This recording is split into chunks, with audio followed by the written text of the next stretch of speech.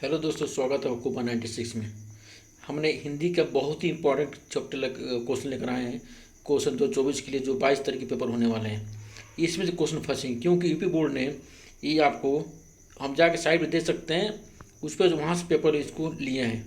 तो हाल ही में 2-3 दिन हुआ जो जारी किया गया है।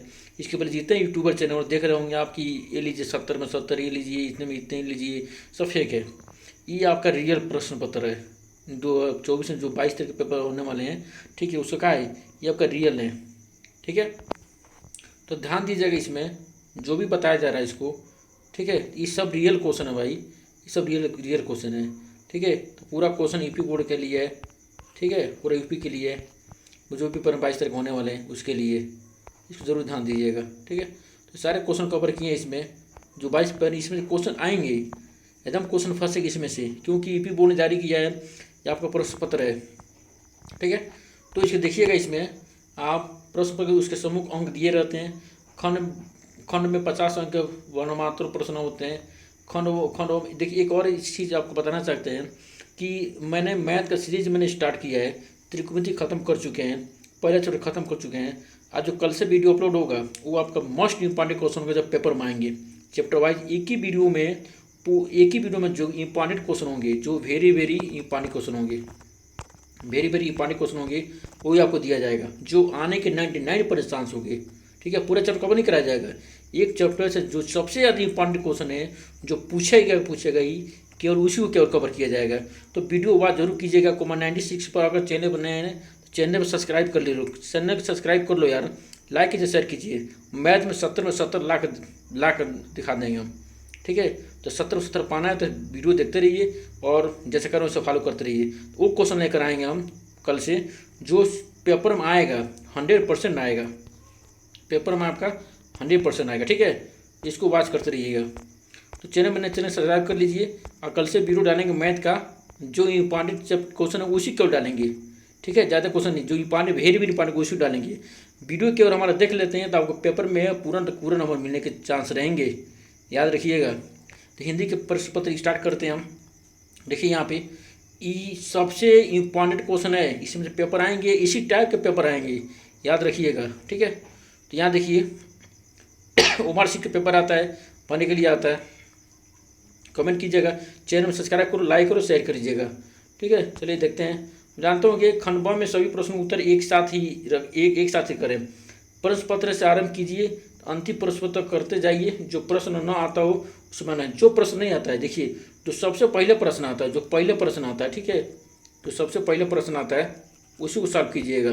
ठीक है, ये नहीं कि आपका 10वां क्वेश्चन, जैसे मान लीजिए पहला क्वेश्चन, दूसरा क्वेश्चन, तीसरा क्वेश्चन है, तो आपको तीसरा आ रहा है, पहला नहीं, तो पहले टाइम बेस्ट उसी को लेकर माला जप रहे हैं, ऐसा मत कीजिएगा। ठीक है, जो को सबसे पहला आता है उसी को केवल लिखना है, उसी को केवल लिखना है। कमेंट कीजिए जिसको लिखने का ढंग नहीं आ रहा है पेपर में, पेपर कैसे लिखें कमेंट कीजिएगा। मैं उस पेपर ही बनाऊंगा, पेपर में कैसे, कॉपी में कैसे लिखा जाता है। ठीक है, अब देखिए यहाँ पे स्टार्ट करते हैं क्वेश्चन से। देखिए, ठीक है, कुछ बेसिक है। आप देखिए यहाँ पे पहला क्वेश्चन आपके सामने है। इसमें पहला क्वेश्चन आपका है, गुनाहों के देवता उपन्यास के रचयिता कौन है। गुनाहों को देखा है, अगर पूरा वीडियो देख लेते हैं आपका क्वेश्चन इसी में से मिल जाएगा, ये दावा करते हैं। ठीक है, तो गुनाहों के देवता उपन्यास के रचयिता कौन है। ठीक है, 4 ऑप्शन, प्रेमचंद हैं कि रामचंद्र शुक्ल हैं, धर्मवीर भारती हैं, रामधारी सिंह दिनकर हैं, कौन इसमें है? तो गुनाहों के देवता के उपन्यास लेखक कौन है, इसमें हो जाएंगे धर्मवीर भारती। ऑप्शन कौन सा होगा इसमें, तीसरा कौन सा होगा आपका, तीसरा कौन सा होगा, धर्मवीर भारती। ठीक है, कौन सा होगा इसमें, धर्मवीर भारती। गुनाहों के देवता जो उपन्यास था उसके लेखक है आपका धर्मवीर भारती। ठीक है, धर्मवीर भारती हैं। ठीक, ऑप्शन कौन सा होगा इस सबका, तीसरा। ठीक है, धर्मवीर भारती। अब देखिए कह रहा अगला क्वेश्चन है आपका, सेवा सदन के लेखक हैं, सेवा सदन के लेखक कौन है इसमें। दूसरा क्वेश्चन है सेवा लेखक कौन इसमें, तो कौन होगा इसमें, प्रेमचंद दिया है सॉरी, प्रेमचंद दिया है, यशपाल दिया है, जंस्का प्रसाद दिया है और अजय दिया है। तो कौन होंगे इसमें, सेवा सदन के लेखक कौन होंगे, सेवा सदन के लेखक होंगे प्रेमचंद। कौन होंगे आपके, प्रेमचंद। ठीक है, कौन होंगे इसमें? होंगे आपके प्रेमचंद होंगे। ठीक है, अगला क्वेश्चन आपका, कलम की सिपाही में किस साहित्यकारवाद का जीवन परिचय है? तो कलम सिपाही उसमें किस साहित्यकार जीवन परिचय है? उसमें किस साहित्यकार का है? जयशंकर प्रसाद का है कि प्रेमचंद का है? ठीक है, आखिर अमृता राव का है? ठीक है, अमृता राव का है। इसमें कौन है? इसमें 4 ऑप्शन दिया, कौन इसमें सही होगा? तो कलम सिपाही में जो तीसरा क्वेश्चन है कौन सही होगा इसमें? ऑप्शन नंबर कौन होगा इसमें आपका? तीसरा कौन होगा आपका? तीसरा कौन होगा सही उसमें? तीसरा। ठीक है, अब कौन होगा आपका? तीसरा। अब देखिए अगला क्वेश्चन है, चौथा है, दीपदान एकांकी के लेखक कौन है? दीपदान, चौथा क्वेश्चन है आपका, दीपदान एकांकी लेखक कौन है? ठीक है, राजकुमार वर्मा, जैनेन्द्र, विनोद, जयशंकर प्रसाद, कौन इसमें? तो दीपदान एकांकी के लेखक इसमें आपके हैं चौथा का, इसमें कौन सा होगा? कौन सा होगा इसमें? पहला। कौन सही होगा इसमें? पहला सही होगा। ठीक है, अगला को चलते हैं, आवारा मसीह। आवारा मसीह की रचनाकार कौन है? आवारा मसीह की रचनाकार कौन है इसमें? विष्णु प्रभाकर है कि अजय है, जैनेन्द्र है, महादेव वर्मा, कौन है? तो आवारा मसीह की जो रचनाकार हैं कौन इसमें? विष्णु प्रभाकर। कौन है आपका? विष्णु प्रभाकर है। ठीक है, विष्णु प्रभाकर है। कौन सा होगा इसमें? पांचवा का दूसरा सही होगा। ठीक है, अगला क्वेश्चन देखिए, अगला क्वेश्चन आपका है, छायावाद की विशेषता है। तो छायावाद है ना, उसकी विशेषता क्या है? ठीक है, छायावाद विशेषता क्या है? छायावाद विशेष समझ लीजिए, जो भी छायावाद होता है ना, इसकी विशेषता क्या होता है? जैसे इसका ये आपका प्रकृति दृश्य की टाइप का होता है। जो छायावाद, जो भी छायावाद होता है आपका प्रकृति दृश्य टाइप का होता है। ठीक है, ध्यान दीजिएगा, छायावाद का जो भी नाम आएगा तो प्राकृतिक चित्रण से रिलेटेड चीज़ आएगा। छायावाद की विशेषता कौन है इसमें? डिंगल का भाषा का प्रयोग है, शोषण का प्रयोग है, प्रकृति का मानवीकरण है, यथा चित्रण है। ठीक है, वही बताए हैं आपका। ऑप्शन कौन सा होगा इसमें? तीसरा, प्रकृति का मानवीकरण। कौन सा इसमें? प्रकृति का मानवीकरण। सातवां क्वेश्चन आपका है कि साकेत महाकाव्य के रचयिता है। साकेत महाकाव्य था ना, उसके रचयिता कौन है? मैथिली शरण गुप्त हैं, निराला हैं, जयशंकर प्रसाद हैं, हरिऔध हैं। ऑप्शन बहुविकल्पी क्वेश्चन है, इसको हल्के मत लेना, ये आपका नंबर गेन के लिए बहुत बड़ा है, टारगेट है। एक में क्वेश्चन होते हैं छोटा मत समझिएगा, एक में क्वेश्चन को छोटा मत समझिएगा, आप नंबर गेन करने के लिए बहुत बड़ा लाभदायक है ये। ठीक है, तो पूरा खुद ध्यान से देखिएगा, वीडियो को वॉच कीजिए, चैनल को सब्सक्राइब कर लीजिए, लाइक कीजिए और शेयर कीजिएगा। ठीक है, तो साकेत महाकाव्य के रचयिता कौन है? साकेत महाकाव्य के रचयिता हैं मैथिली शरण गुप्त। ऑप्शन कौन सा है उसमें? पहला। कौन सा होगा आपका? पहला। अगला क्वेश्चन 8वां, रीतिकाल के प्रवृत्ति हैं। रीतिकाल की प्रवृत्ति हैं, रीतिकाल के प्रवृत्ति, रीतिकाल समझिएगा, श्रृंगार रस का स्थायी क्या होता है? रीति होता है, हास्य रस का हास्य होता है। ठीक है, वैसे रीतिकाल की प्रवृत्ति कौन इसमें लिखने में आ रहा है? श्रृंगार रस का स्थायी क्या होता है? रीति होता है। रीति का प्रवृत्ति कौन सा होगा? श्रृंगार रस की प्रयोगता होगा। तो इसमें 8वां का क्वेश्चन सही होगा इसमें। ठीक है, श्रृंगार रस की प्रधानता, युद्धों का राज, सजीव वर्णन, भक्ति रस की प्रधानता, कल्पना, भक्ति रस भक्ति से है, युद्धों का वीर से है, कल्पना का है नहीं इसमें। ठीक है, तो ये रीतिकाल के श्रृंगार रस का सही कौन होता है? रीति होता है। तो कौन होगा सही इसमें? 8वां कौन सही होगा इसमें? पहला। कौन सही होगा आपका? पहला। ठीक है, अगला क्वेश्चन चलते हैं, भूषण किस काल के कवि हैं? भूषण किस काल के कवि हैं? तो भूषण है किस काल के कवि हैं? वीरगाथा काल, रीतिकाल, भक्ति काल, आधुनिक काल, बताइए। तो भूषण जो है, तो भूषण वही भूषण ये कई लिखा कवि थे जो श्रृंगार काल था उस समय, जो श्रृंगार का उसमें जो रचना चल रही थी ना, उसी काल कवि थे भूषण।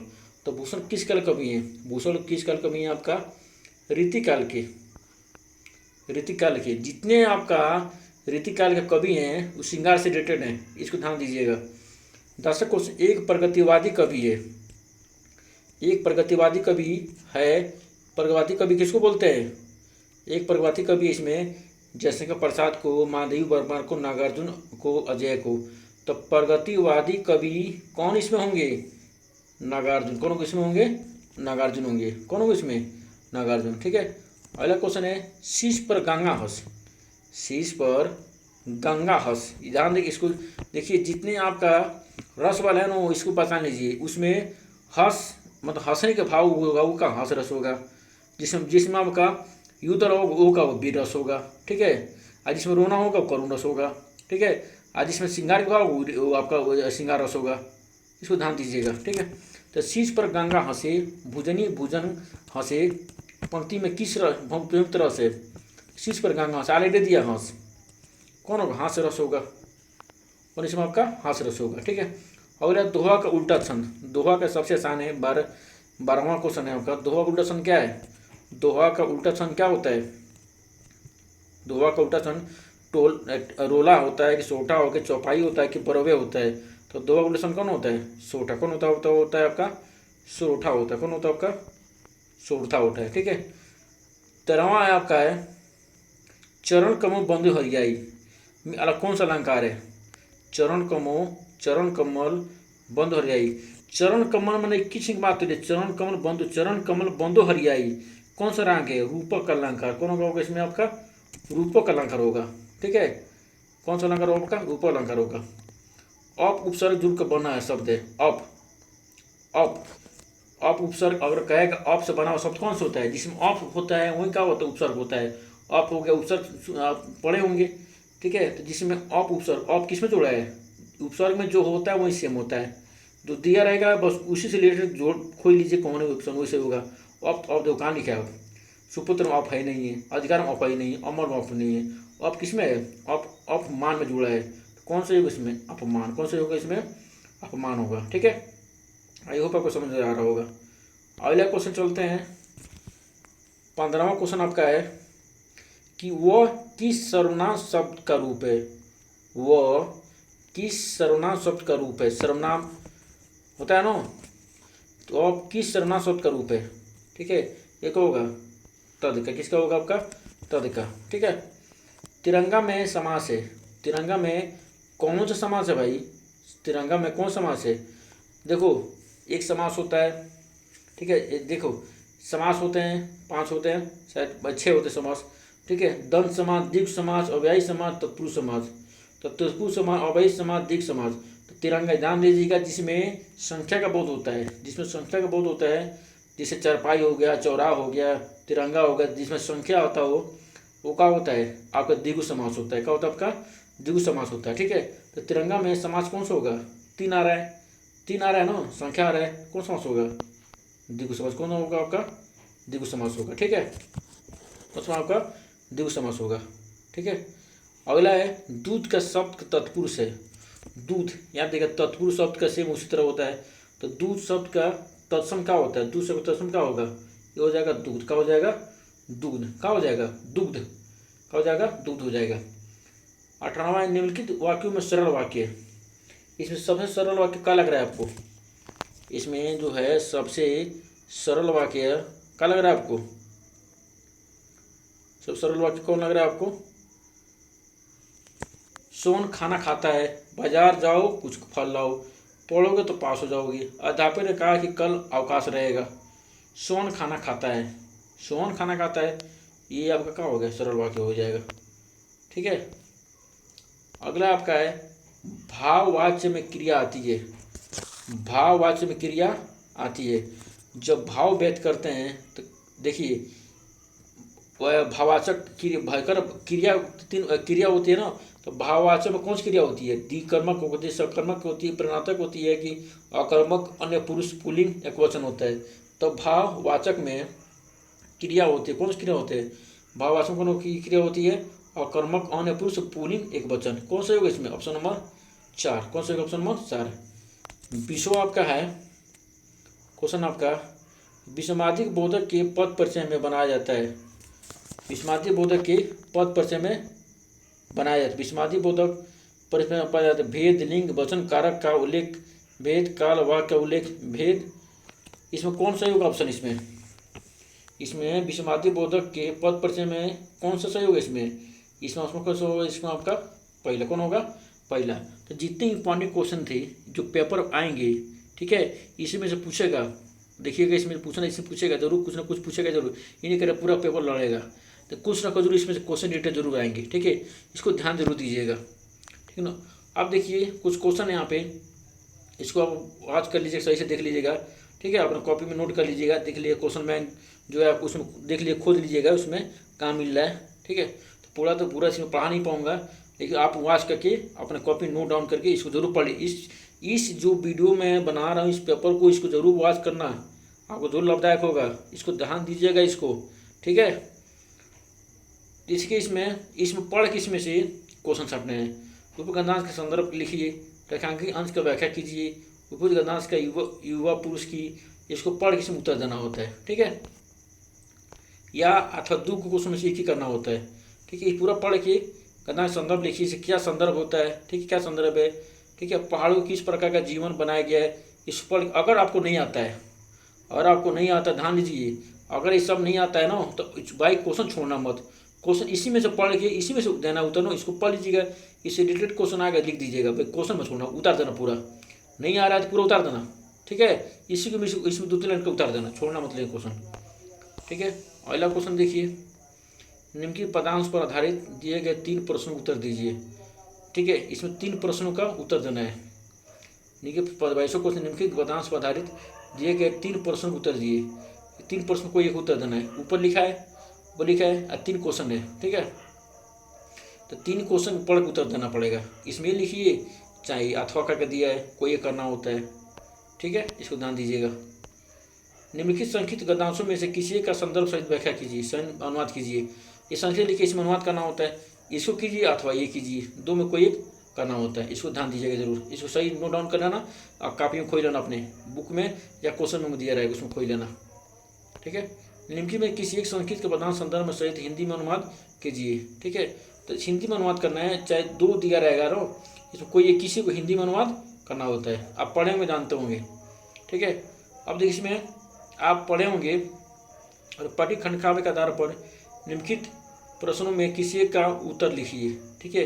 तो किसी एक का उत्तर लिखना है, निम्नलिखित पाठ्य पुस्तकों में आधार पर निम्नलिखित प्रश्नों में से इतना प्रश्न दिया, कोई एक का उत्तर देना है, किसी एक का उत्तर क्या करें इसको लिखना होता है, ठीक है। इसको ध्यान दीजिएगा, ठीक है। इसमें से किसी एक मेवाड़ मुकुट हो गया, जानते होंगे ना आप, देखेंगे क्वेश्चन में सबसे पीछे दिया होगा आपका, बहुत बड़ा क्वेश्चन दिया, उसमें किसी को मेवाड़ मुकुट पढ़ लो भाई, उसमें से क्वेश्चन आते हैं, ठीक है। मेवाड़ मुकुट सबसे बढ़िया है, मेवाड़ मुकुट पढ़ना क्वेश्चन बैंक से आपको उसमें क्वेश्चन मिल जाएंगे। किसी एक क्वेश्चन देना है, इतना बड़ा क्वेश्चन दिया है, किसी एक आंसर देना है, ठीक है।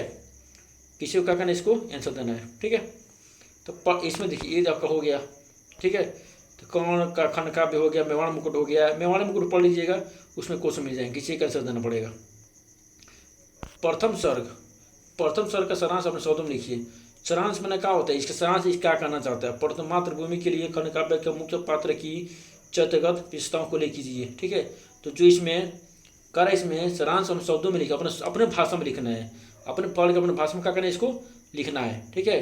प्रथम सर्ग का सारांश हम शब्दों में लिखिए, ठीक है ना, अपने शब्दों में लिखना, पढ़ के अपने लिखना है, किसी एक प्रश्न उत्तर देना इसमें। अगला देखिए, निम्नलिखित लेखों में से किसी एक लेखक का जीवन परिचय दीजिए, उनकी किसी एक रचना के जीवन परिचय, किसी एक का जीवन परिचय लिखना है। जैसे 3 दिया है तो किसी एक को लिखना है, चाहे ये लिखिए, चाहे ये लिखिए, वही एक लिखिए, ठीक है। चाहे इसको लिखिए, चाहे इसको लिखिए, चाहे इसको लिखिए, चाहे इसे लिखिए, एक ही लिखना होता है, ठीक है। एक ही लिखना होता है जीवन परिचय, याद रखिएगा, पूरा उतार दीजिए। निम्नलिखित में से किसी एक का कोई जीवन परिचय, 3 दिया, 3 में से एक लिखना है, ये 3 दिया, 3 से याद रखिए। जीवन परिचय में उनका जीवन परिचय, कब जन्म हुआ, कहाँ शिक्षा ग्रहण किया, ठीक है, उनके माता पिता के यहाँ थे, ये लिखना जरूरी होता है, ठीक है। उसके बाद उनकी रचनाएं कौन कौन है, दूसरी रचना देकर आगे इत्यादि कर दीजिएगा, इसको ध्यान दीजिएगा, ठीक है। अपने पाठ्य पुस्तक से कंठस्थ किए हुआ कोई एक श्लोक आपको लिखना है। और विद्यालय के प्राचार्य के लिए शुल्क मुक्ति के लिए प्रार्थना पत्र, शुल्क मुक्ति के लिए जानते होंगे आप लोग, प्रवेश पत्र लेने के लिए, ठीक है। तो यहाँ पर हिसाब किताब बनता हो तो किसी कितना आता है, तो वहीं पर क्या करो, लिख के दे दो, सर मैं एक लिख दे दो, वहाँ पे आपका जो प्रार्थना पत्र लिख दे दो कि शुल्क के लिए छूट देने की कृपा कीजिए आप लोग, ठीक है। तो वही पकड़ा देंगे, पर्ची पकड़ा देंगे, किसी को 2000, 4000, 5000 सबके लिए आता होगा, और जानते होंगे बोर्ड के लिए, ठीक है, प्रवेश लाने के लिए अपने स्कूल में, तो वहाँ तो पूरा इस समय वही चल रहा है इस समय, ठीक है। तो किसी एक शुल्क मुक्ति के लिए प्रार्थना पत्र लिखिए। अथवा नगर में हो रही अघोषित बिजली कटौती के लिए मुख्य अभियंता बिजली निगम के अधिकारी किसी को क्या करना है, इसमें से किसी को लिखना है, किसी को क्या करना है, इसको किसी एक ही को लिखना है इसमें से, ठीक है। इसको ध्यान दीजिएगा, ठीक है ना। अगला, निम्नलिखित प्रश्नों में किन्हीं 2 प्रश्नों का उत्तर, इसमें से किन्हीं 2 प्रश्नों, क्या लिखा नो, तो कोई दो को उत्तर देना है, कोई इसी 2 का क्या करना उत्तर देना है। निम्नलिखित विषयों में से किसी एक का विषय पर निबंध लिख, किसी एक पर, किसी पर क्या करना है, निबंध लिखना है, निबंध किसी लिखना है, ठीक है। किसी एक को क्या करें, इसको निबंध लिखना, ध्यान दीजिएगा, ठीक है। स्वच्छ भारत अभियान है, विज्ञान वरदान का विशाप है, प्रदूषण की समस्या का समाधान है, जनसंख्या, ये सबसे जनसंख्या सबसे बड़ा है, ध्यान दीजिएगा। हो सकता है कोरोना मुद्दा जाए, ठीक है, कोरोना मुद्दा जाए निबंध, कोरोना भी आ सकता है भाई, सबसे ये पॉपुलर क्वेश्चन हो सकता है कोरोना के लिए, ठीक है। तो ये मैंने बता दिया इंपॉर्टेंट क्वेश्चन यूपी बोर्ड के लिए, बहुत इंपॉर्टेंट क्वेश्चन है, इसको वॉच कर लीजिएगा, जैसे देख लीजिएगा। अब कोई भी अगर डाउट हो कमेंट जरूर कीजिएगा। अब मैथ का सीरीज जो चला रहे हैं साइंस के बच्चों के लिए, ठीक है। तो त्रिकोणमिति के मैंने सारे क्वेश्चन अपलोड कर चुका हूँ, ठीक है, सारे क्वेश्चन मैंने त्रिकोणमिति का अपलोड कर चुका हूँ, ठीक है ना। और जाके देखिएगा, उसमें जरूर 12 नंबर पक्का मिल जाएगा आपका। और कल से वीडियो अपलोड करूँगा तो एक चैप्टर एक ही वीडियो में होगा, वहाँ से पूरा क्वेश्चन नहीं बताऊँगा, जो वेरी वेरी इंपॉर्टेंट क्वेश्चन होंगे केवल उसको बताऊँगा, पेपर उसमें से मिल जाएगा आपका। मेरा वीडियो देखिएगा, पेपर मिलेगा 70 में 70 पाएंगे मैथ में, ये गारंटी है, ठीक है। तो मिलते हैं अगले वीडियो में। चैनल पर नए हैं, चैनल को सब्सक्राइब कर लो, सब्सक्राइब कर लीजिए, लाइक कीजिए, शेयर कीजिए, कमेंट कीजिए। तो मिलते हैं अगले वीडियो में, तब तक के लिए जय हिंद, जय भारत।